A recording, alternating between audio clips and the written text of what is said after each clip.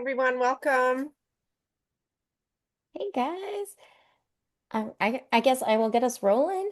Hey everybody, and welcome to our webinar today. And thank you all for registering and attending. I know it was a little bit of a last minute, but we wanted to make sure that you got the information you needed before you had to actually submit, which is coming up in just a couple of weeks. And I also wanted to do a shout out to the AERA staff who've jumped in to help us get this going and making it all happen. And just for a little bit of introduction, my name is Cami Justice Smith, and I use she, her pronouns. And I'm a graduate student, and I'm the graduate student, I'm a fourth year doctoral student at Virginia Commonwealth University in Richmond, Virginia. And I am the chair for the Graduate Student Council here at AERA.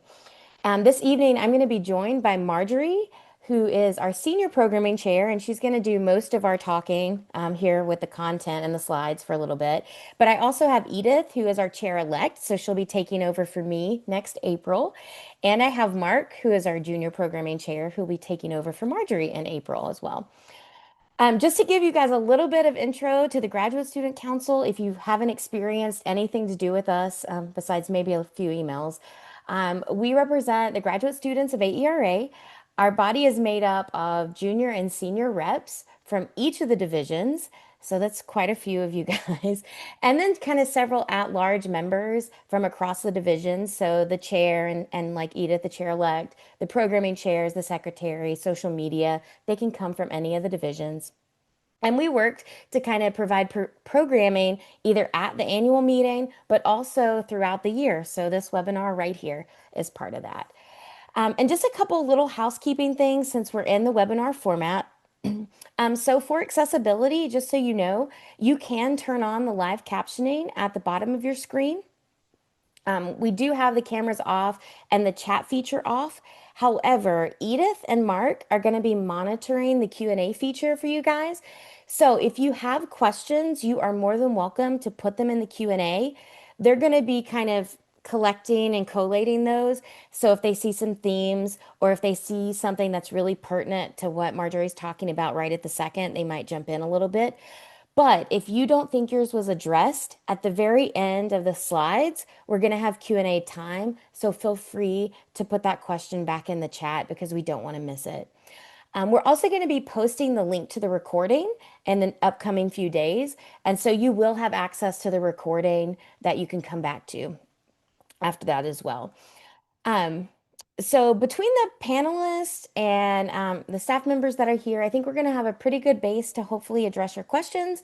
But if we can't, feel free to reach out to us and we'll try to get those answered as best that we can. So I'm going to hand it over to Marjorie and let her talk you through it.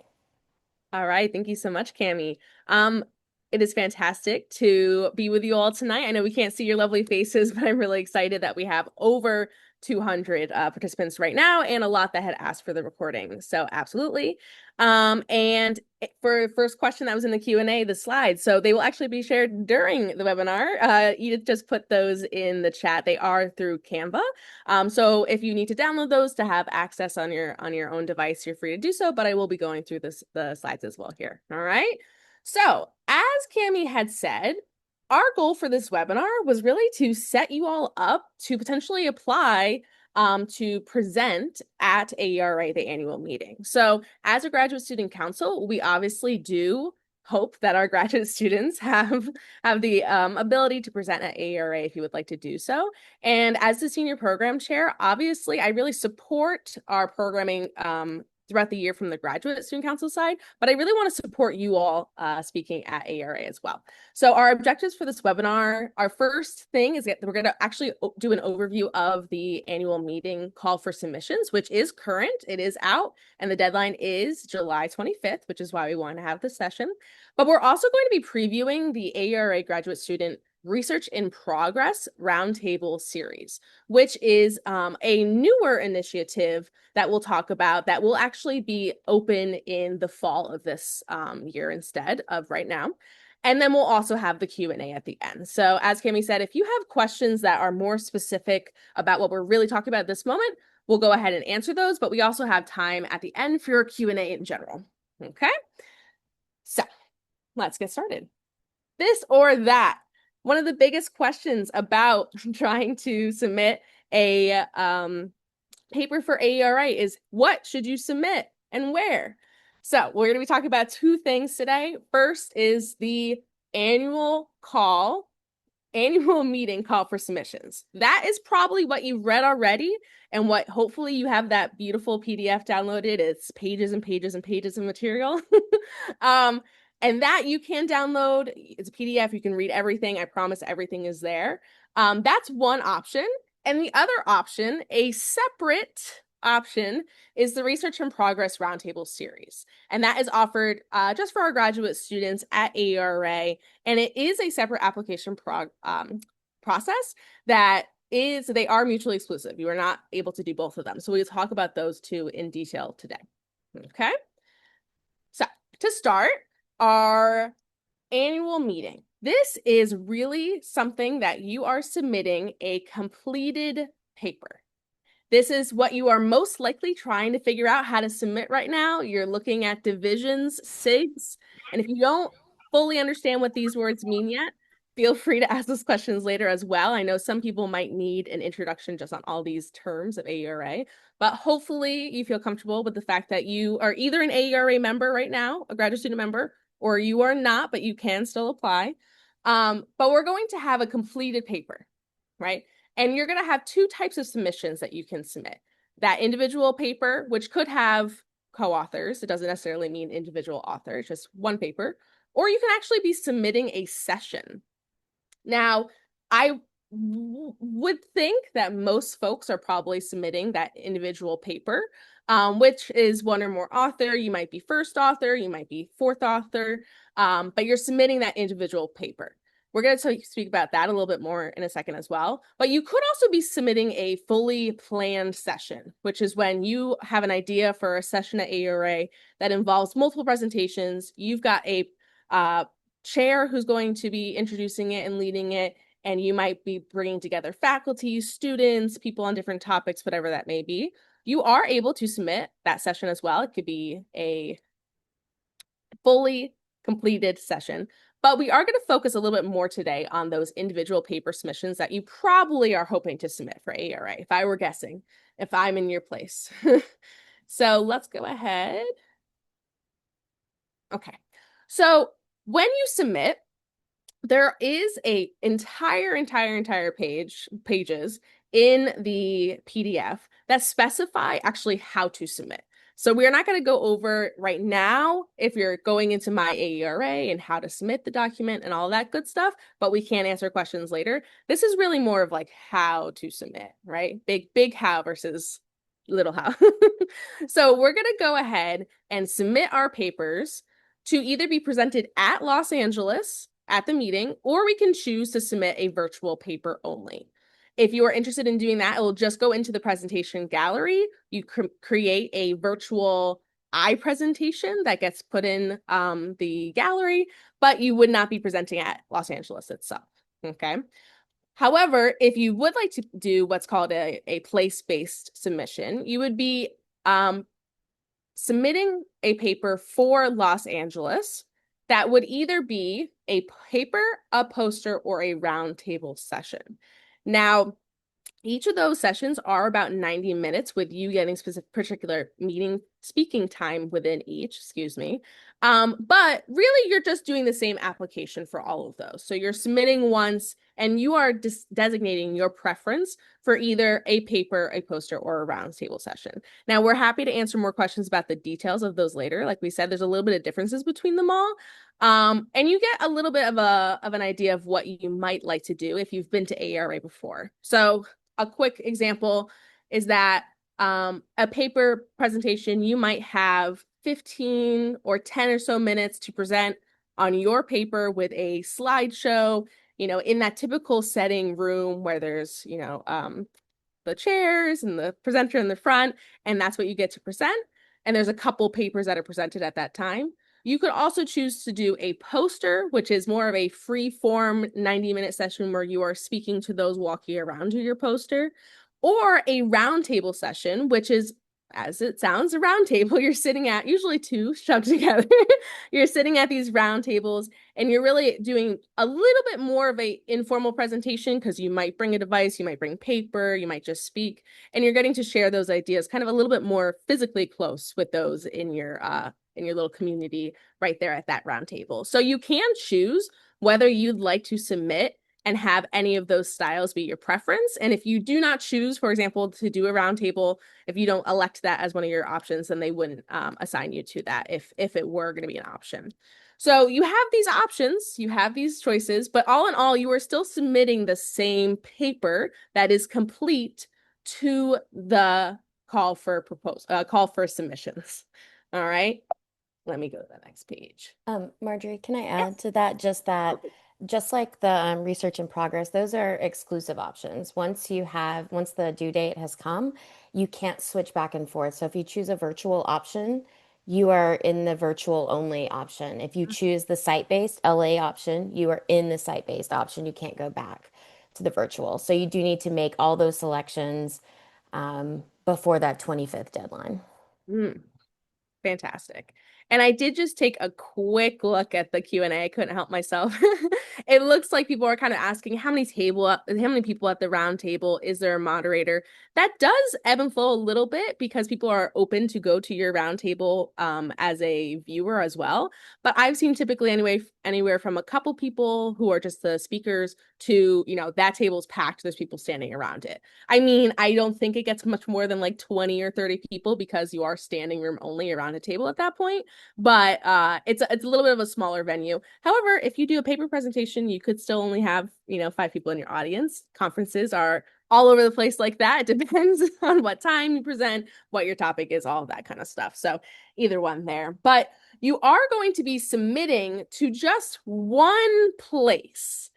And this is once again with a completed paper before we get to our roundtable option. This is where probably some of the, ebb and flow of your decision is right now.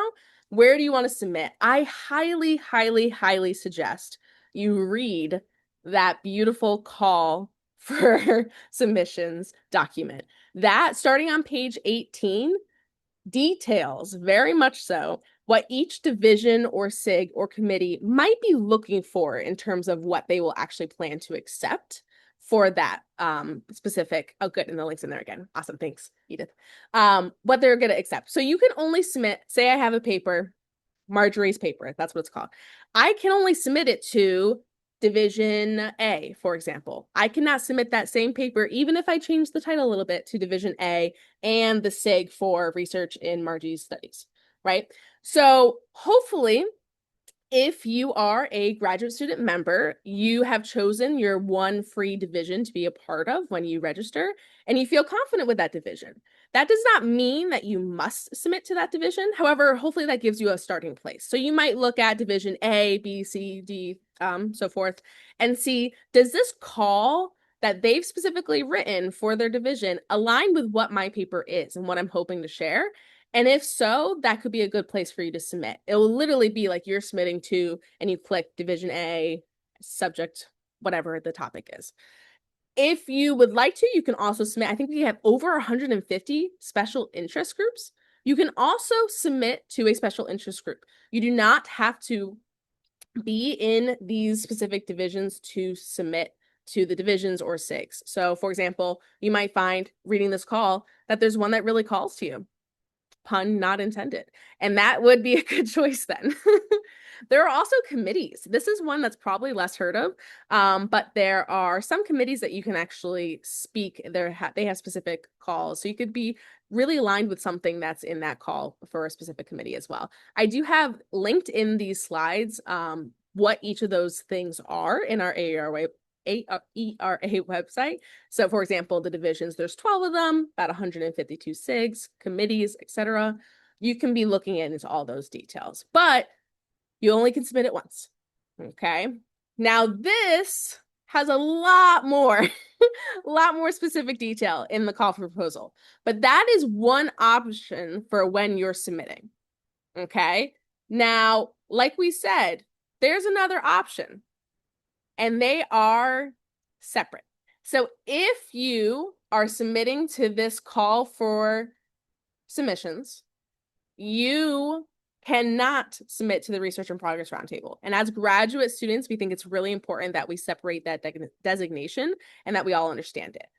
So, as I saw in the questions already as well, when is that going to be posted? Well, it's not posted yet, but it will be posted in this fall. It's going to be a little bit earlier than last year if you're familiar with last year's timeline. We're hoping to have the call published and decisions made in the fall of this year.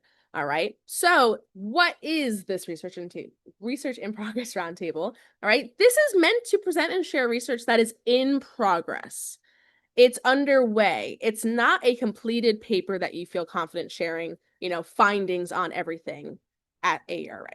So what this was created to do was to really invite submissions of research that are sufficiently far enough along for authors to share their work and we're contributing to substantial discussions of work, but at the current stage. So you might have, the methods and preliminary findings done, but not be completely finished writing the findings or the discussion or whatever it is.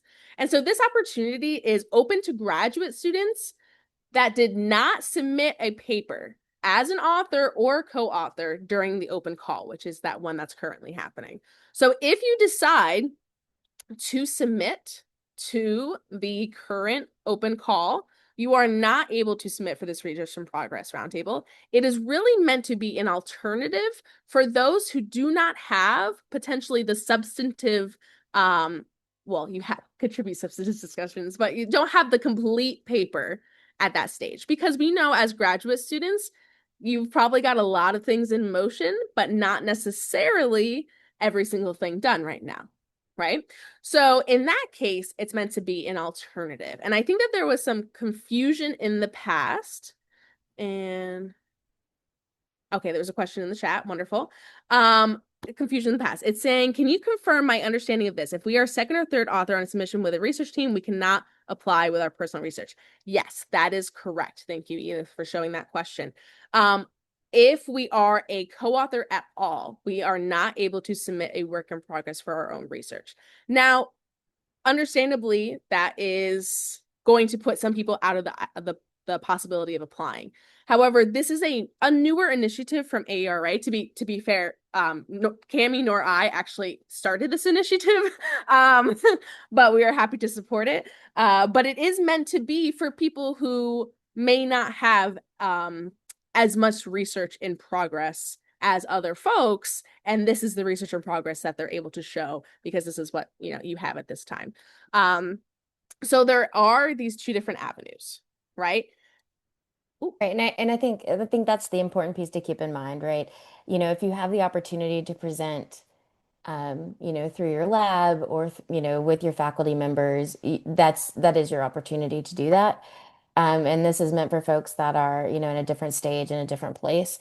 But it is something to keep in mind if you are weighing your options, right, about what you're wanting to do. And that's why we wanted to present this and have it up front so that folks know, if you're going to be presenting on some work that maybe I was talking earlier, I think with Edith, right? If you are, fourth and fifth author on this paper that you've contributed to, obviously that is finished, versus, something that maybe is coming for your dissertation or that is a project that you are genuinely working on, you do need to weigh those things and think about what you want to be presenting and how you want to be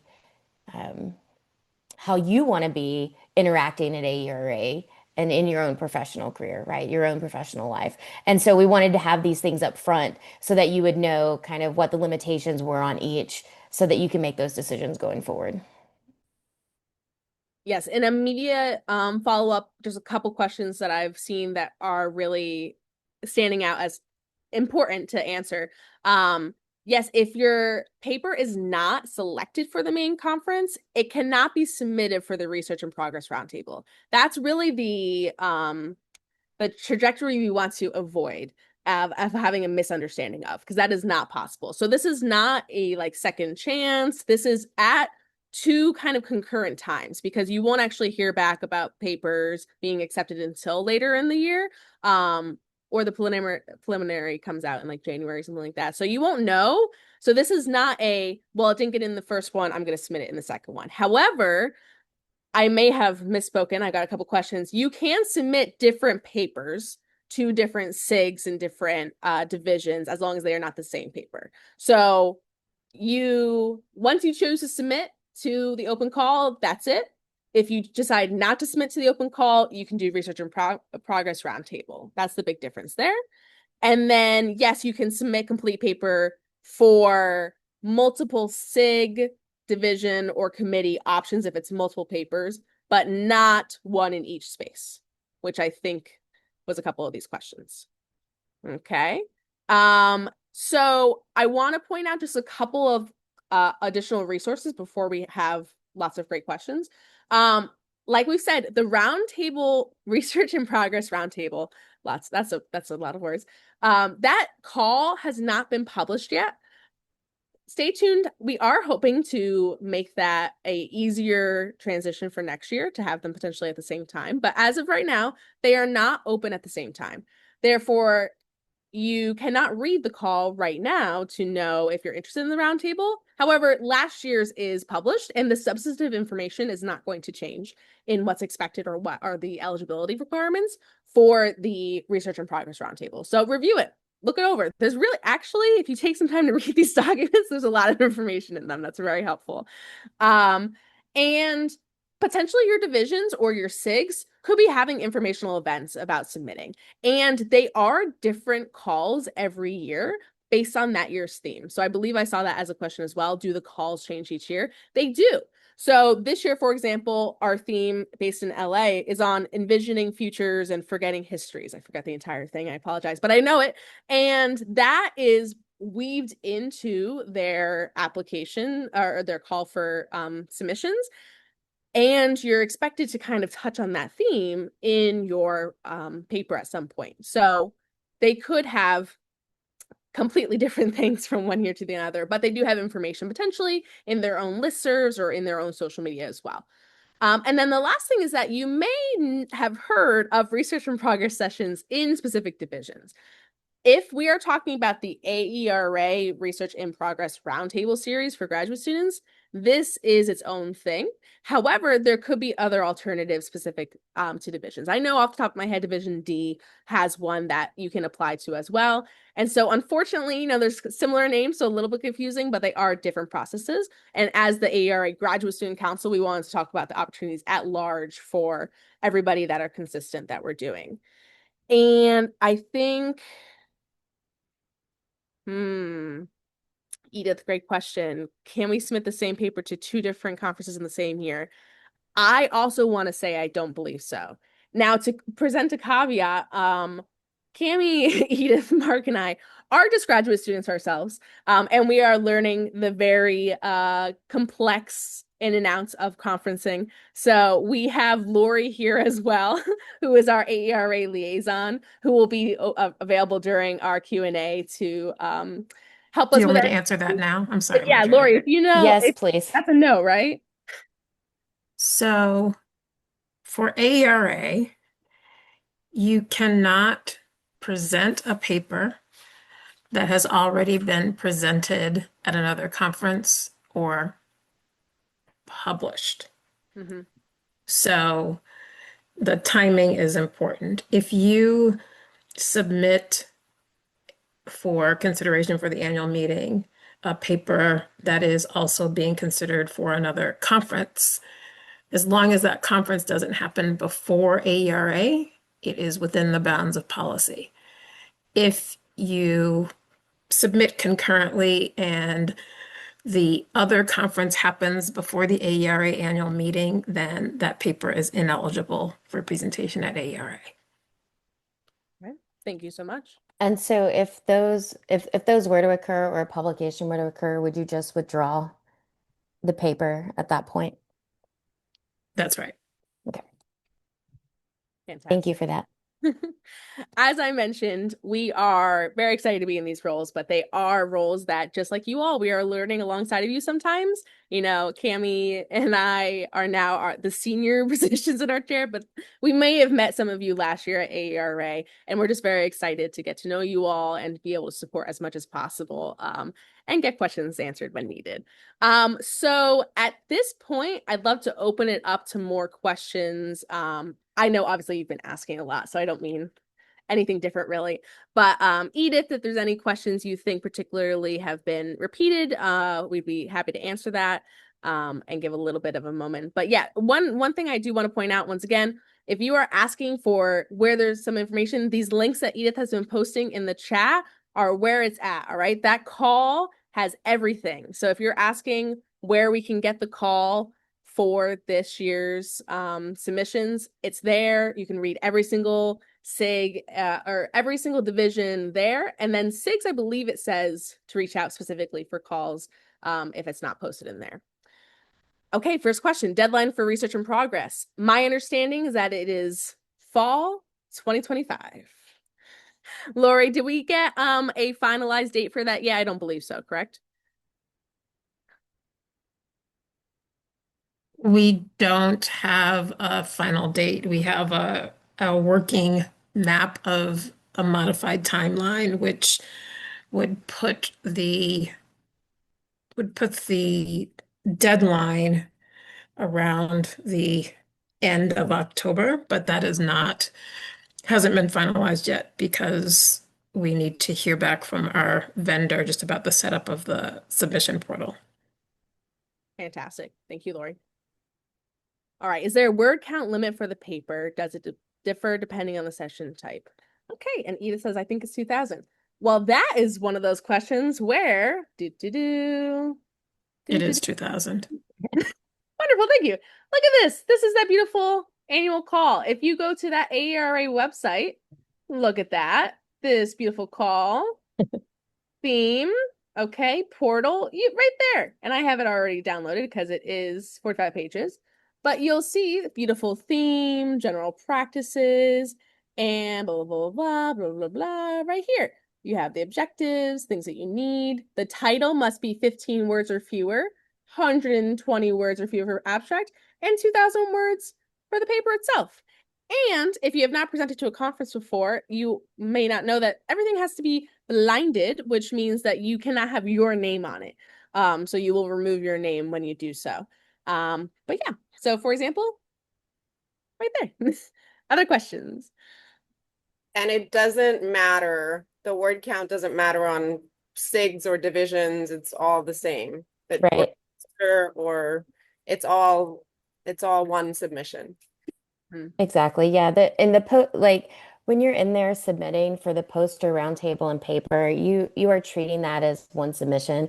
You're just going to go in and select which format you will be willing to present in.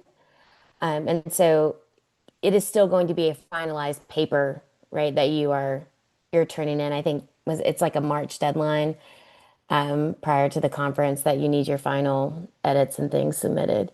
Oh, So yeah. and Yeah. so you should be thinking about it the same, even if you're creating a different presentation format. At the end of the day, it is still a paper. Yeah, I was gonna say there's a date in there There somewhere. was a date, yes. And I do, it was like the 6th. Oh, believe it or not, just, oh, there we go. Okay. So your paper that you submit, when we say completed, it's got a word count restriction, right? So you aren't necessarily going to be able to submit the entire paper in its Right. entire illustrious complexity, but you are submitting potentially a preliminary paper that's 2,000 words, really just condensed. It should be complete. You are going to upload a revised paper by March 6th that includes whatever else you've done to submit, and you can actually have that published in the repository, and that does not disqualify you from publishing it later in a journal or anything like that, in case that was a question. Okay. Edith has an interesting question in the chat. Can you pull back up those requirements, Marjorie? Oh, heck yeah.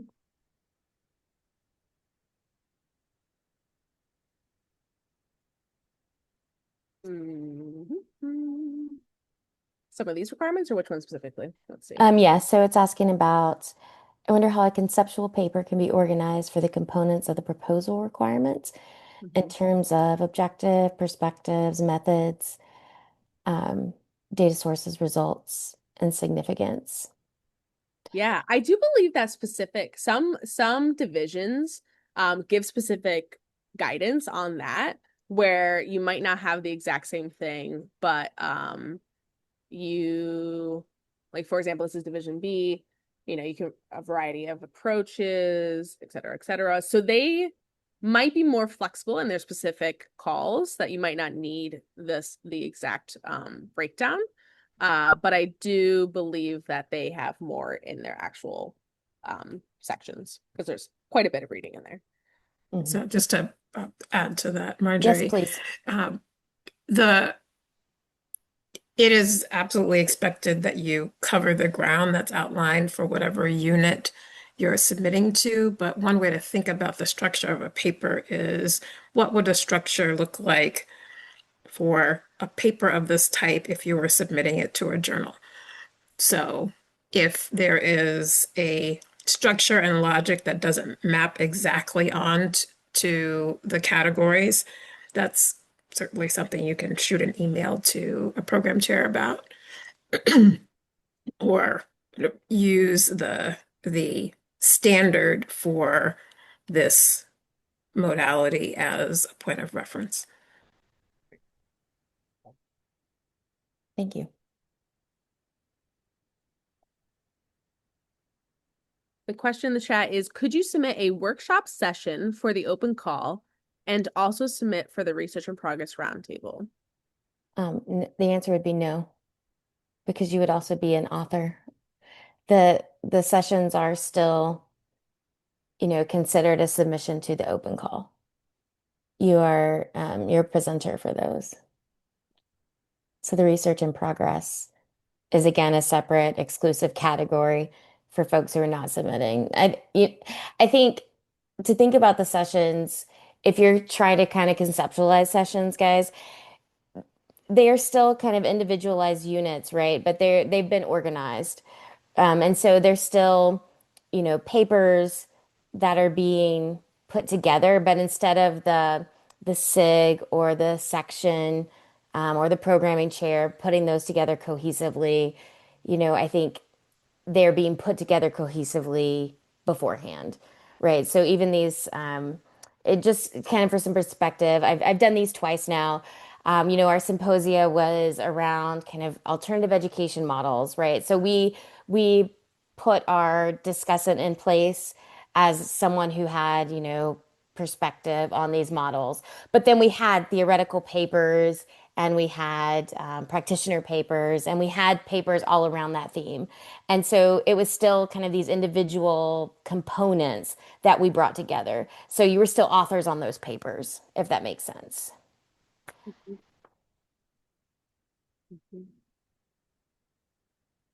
I am looking at both the Q&A and the questions. We got some Mhm. good ones here. I believe that the theoretical dissertation question that Mark put forth in the chat for us, what I would say is similar to that idea of the conceptual paper of Mhm. um whatever you can mirror to a structure that works for your paper is acceptable. And I know that certain divisions and SIGs are really interested in soliciting new theories versus quantitative or qualitative mixed methods research, as you mentioned. And I do want to reiterate, we have this question a couple times, and it's totally okay. But if the paper is not selected for the conference, in this call for submissions, this document, you cannot then submit it to the Research and Progress Roundtable. It is not a second option for your paper. So it is one or the other. And I do believe maybe some of the questions that we're getting are folks that weren't here at the beginning of the session, which is totally fine. And we will be posting this recording and to a private YouTube link and sharing it with folks as well. Okay. And then, yes, I agree. I do not know what desktop research is. So one of the questions is desktop research acceptable? And Edith said, I don't know what this is. So I wonder, Lori, do you know what it is? I do not. Okay, fantastic. So if the person who asked that a question in the Q&A would like to specify what desktop research is, then feel free to let us know and hopefully we can answer that question. Do, do, do.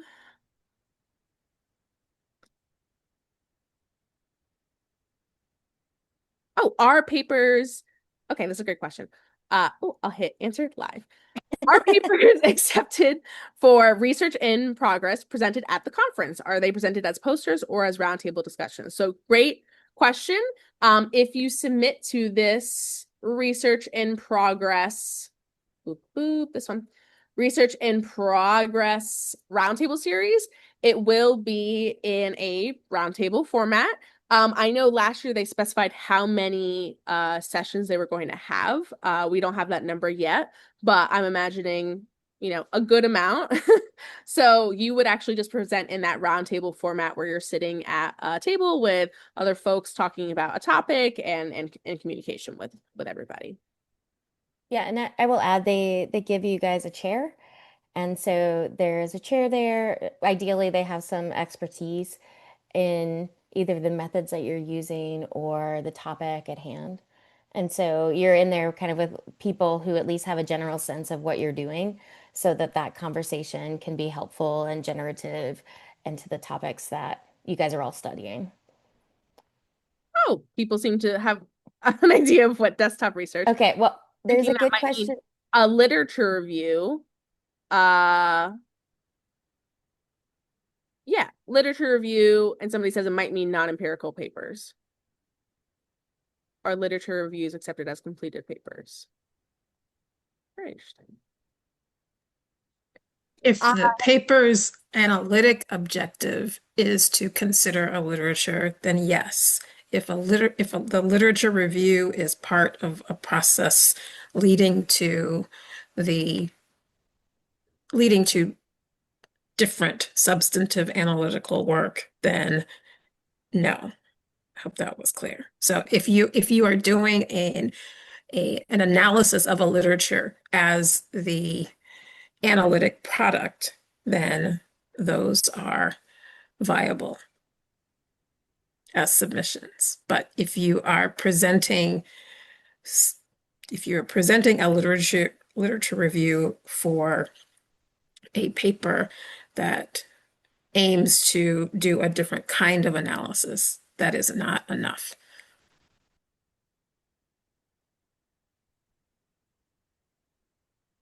There was a good question.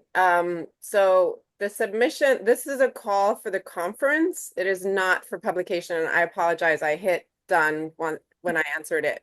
So this does not mean that you are getting published. It means that you are creating a submission for the conference that will either be accepted or not accepted. Somebody had that in the chat. And Edith, I can answer the question from a couple minutes ago in the chat. There was a question about I want to submit for a session submission, and I'm gathering people to submit their summaries with me. The call for submission mentions I need 3 to 6 papers. Will other people be allowed to join our session during the conference? And so there's 2 ways this question can go, and I wasn't quite sure how to interpret it. So one, I mean, if you're talking about audience members to come and watch and discuss with you, yes, other people will be there. If you're asking, will other papers be allowed to come join your session, that the answer is no. When you submit for an actual session, it is supposed to be a fully formed session, right? So you have all components. It has, it should be a fully formed discussion in and of itself, right? So you will have audience members, you will, engage with them in whatever way you've decided upon. But other papers will be not be coming into the session. So I'm not sure which way that was being asked. Hmm. And Lori, I think we have a question for you. To clarify, if we submitted to the roundtable series last year but did not get accepted, can we resubmit again this year?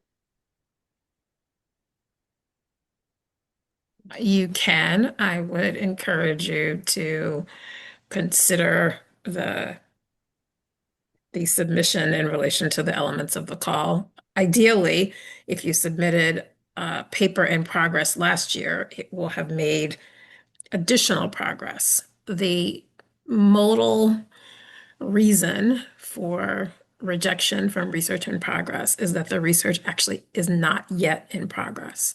The vast majority of papers that get rejected for the research in progress series are because they are not really work underway. They are very often great ideas, promising research pathways, but they don't actually reflect work underway. And that is a critical criterion. Mhm. Thank you, Lori. One question that came up that Edith brought up was just to clarify, if I'm a co-author on a project with my professor and we're submitting for AERA, am I allowed to submit another article or poster of my own? Now, depending on when that was asked, the answer can be twofold. If you would like to submit another article or poster on your own to the call, that's right now, yes, you can do that. If you want to submit it to this research in progress roundtable, not if you are a co-author on that original submission. Well, So and I would also clarify, because again, it's hard without context. It yeah, can't be the same paper, yeah, right? Like, so you can't have a paper that you're submitting as a co-author and then a poster on the same material. You would have to be a different analysis or different, right. right? Like, it would need Which to be different I would hope, content. yeah. Right. Well, that's what I'm saying. It's hard to, yeah, you might have to give context, guys, if you want a little more detailed feedback. Sorry. I know we're not in conversation and that makes it difficult. Something that I've seen come up a couple times is how many can be Mm. permit and things like that. Oh, I went backwards. So I do want to show you that there is a section here on page 5 of the call. Oh, and I went back again. Oh my gosh. These Macs. I'm trying to zoom in, but I guess I'll use the button so that I don't accidentally go back. So there are actually two limits on actual participation that can potentially play into what you choose to submit. So first is that you may only appear as a first author on no more than 2 papers. So if you are the first author, you should only be preparing to present 2 papers of your own. And then in total, you're not supposed to appear in the program more than 4 times. So if you are in a session that somebody else is planning, a symposium or a structured poster session, and then you're also a co-author on 15 other papers, you are recommended and supposed to only be on the program 4 times overall. So that might, help you decide what to submit and when, and whether it's a good idea to be a co-author on, you know, on particular pieces for this submission process. Let me just offer Yes. Yeah. clarification, Marjorie, on it. You cannot appear more than 4 times on a paper that's been submitted through the open call. If you are involved in other kinds of activities in the annual meeting, that doesn't factor into the count that is captured in the call here. So these counts and restrictions are related to things that come through the open submission. Yeah. So for example, if you went to the graduate student welcome orientation last year, you saw us there and my name was on the program for that, for example, but that did not count against my own personal presentations. Just Marjorie's racking them up. Um, Edith had a question. Well, not Edith, but Edith Every time we posted say it. Mark or Edith, we obviously mean that they are A showing up. student, and I apologize. Yes. Is it okay to submit a unique new paper on a study if you've written an entirely different paper on the study that is under peer review at the moment? And the answer to that will be yes. There is in this PDF that Marjorie has up, and this kind of relates to something Lori had talked about a little bit ago too. Um, if If it is an entirely different paper, that is, if the paper itself is under peer review, the timing is what matters.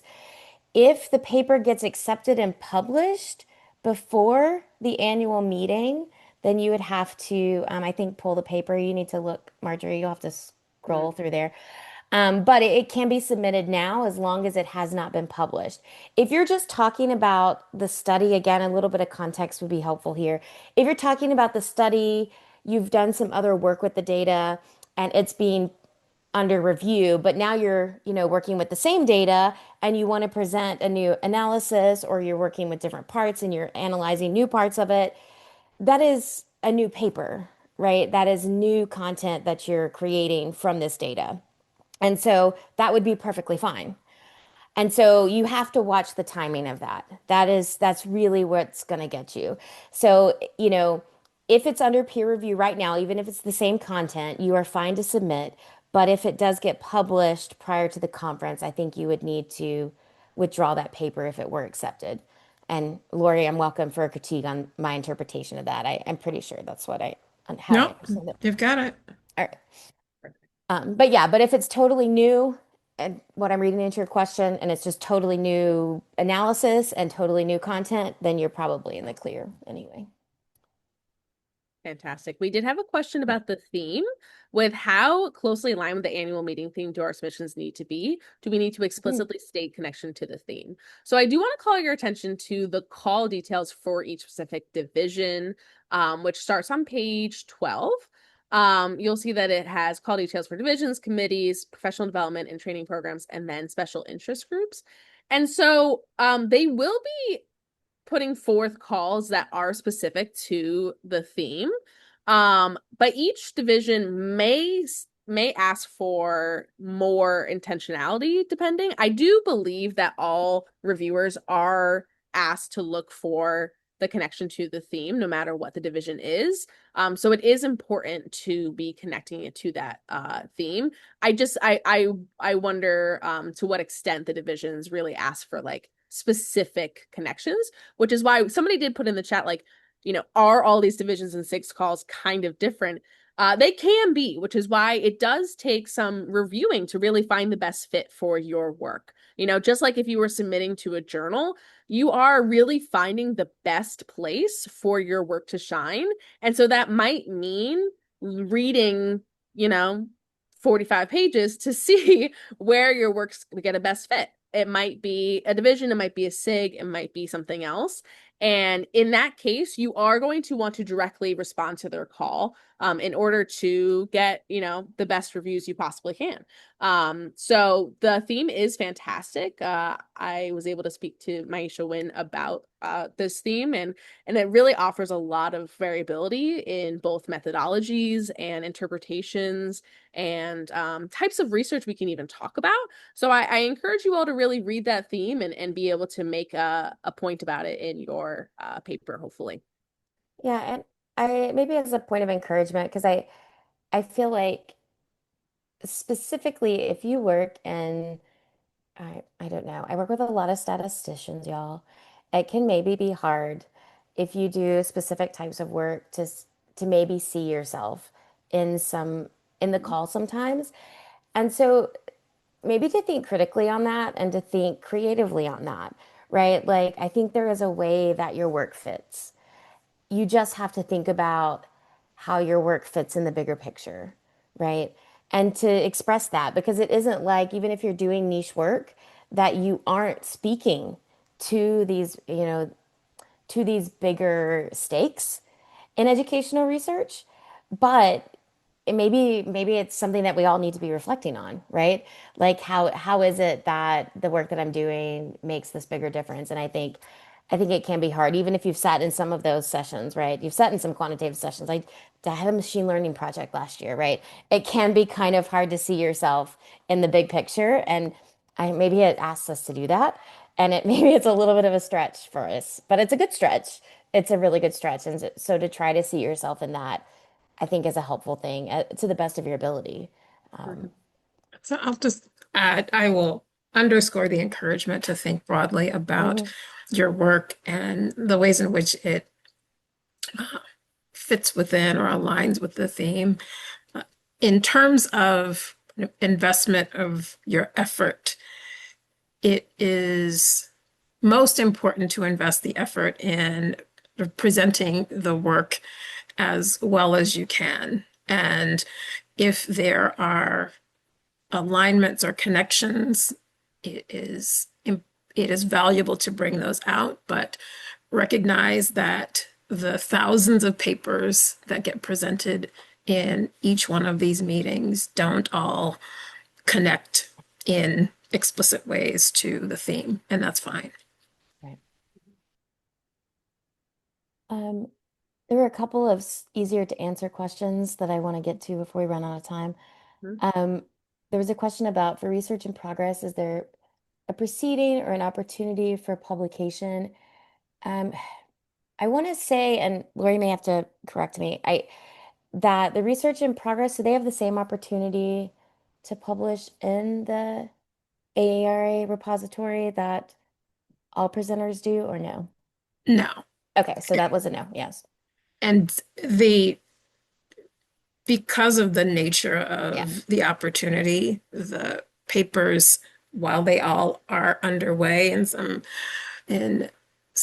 to some degree, they are not expected to be full-fledged papers, and in using the space in part to get to that point. So Yeah. the repository and the presentation gallery are opportunities for papers that have gone through and been accepted through the open submission process. Yeah, so I think the thing to keep in mind, guys, with the roundtables, the goal is really to give opportunity for grad students who maybe are not in the same place. Maybe they are not able to be authors on faculty papers, or their research is really just not in a place that, that they have a full completed paper that can be submitted to the call, right, for submissions. And so that is the goal. They can be at a table to discuss and contribute to the conversation around this work, but it isn't in kind of a completed place. So that's really the goal for the research in progress piece, which is separate from this, I think, submission piece. And so it really should be where your work stands right now, And if that Lori, makes sense. I do want to That's it. ask one clarifying question that somebody asked in the chat based on that. Sure. Just to clarify, if you submitted it, when you say research should be underway, should it be in an advanced stage like data collection or analysis, and is it likely to be rejected if it's at an earlier stage, like just in the ideas? If it's just an idea, it's very likely to be rejected, meaning that it it needs to be apparent to the reviewers that the questions have been articulated, that there is at least a plan in place for data collection. If, excuse me, that if it is not underway, that it would be getting underway soon enough for the author to be able to talk about and get feedback on that aspect of the work. So the it isn't necessary that a submission be at what would be equivalent to the proposal stage, meaning what you would submit to your committee, but the elements that are outlined in the call, there have to be substantive components for each of those, even if the analysis part of the work is still ahead. Mm-hmm. Thank you, Lori. And I should add that if you know that it's somewhere between a really good idea and a full-fledged paper, it doesn't hurt to submit it. Hmm.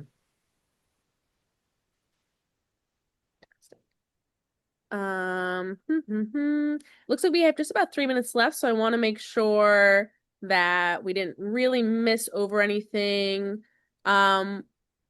Somebody asked, is the roundtable room in Denver typical to what a room is? Because it can be difficult to hear. And I would say yes. that's where there's a little bit of a preference between what you like to present at. I personally prefer paper presentations because I get distracted easily in those big rooms. But it is typically a little bit on the louder side because there's a lot of people in there. I did actually get to check out the space for LA for our conference, and it is going to be like a very large room again with probably a lot going on. So that is something that you can take into account. And yes, the recording will be posted.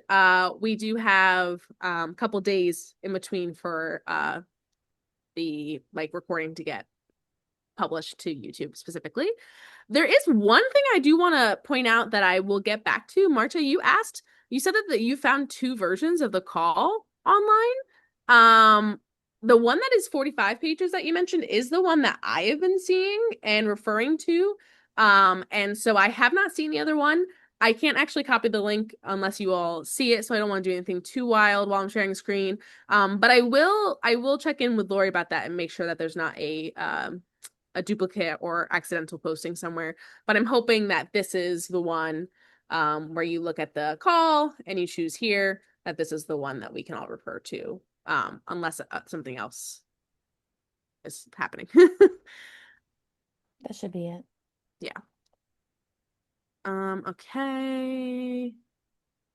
Blah, blah, blah, blah, blah, blah. And I tried that link. It didn't work for me, so I don't know what. Oh, okay. What's the source of the link? I mean, what we're looking at now, that what Marjorie is sharing is the call. mhm. Okay. So anything that does not look like this and contain these elements is not the call. Okay. So yes, don't know where that is. Can't open it myself, but this is the one. 45 pages, beautiful. Should be what you're seeing. Yes. Okay. And then for those of you who are starting to ask questions about like hotels or events at the actual AERA conference, we're gonna have a lot of more information shared later in the year about the conference itself. Please stay tuned. I know a lot of the divisions hold sessions, things like how to AERA, like the conference itself. Right now we're focusing more on the actual application process for graduate students, but we will have more information coming soon. And we're always happy to reply to emails, as Cami has said. If you would like to email any of us, let me go ahead and put this one back up. Our emails are there. If you would like to email any of us with questions that you have particularly for us, feel free to do so. We are always happy to help support our graduate students attending AERA and having a wonderful time. So that being said, I think we're gonna wrap up. Did anybody have Cami, Edith, or Mark? Anything else? No, yeah, if there was something pressing that you really needed, our email is there. Reach out to Marjorie or myself, and we will do our best to get back to you. And I hope that you guys have great submissions. Check out the writing retreats that are happening on the 7th and the 9th. And yeah, send in not the proposals, the submissions. Send in your submissions. Yes, sorry.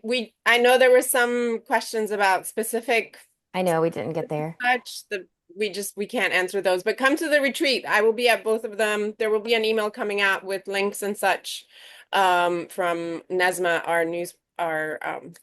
and we can answer your specific questions there. But Yep. All right. Thank you all so much for being here.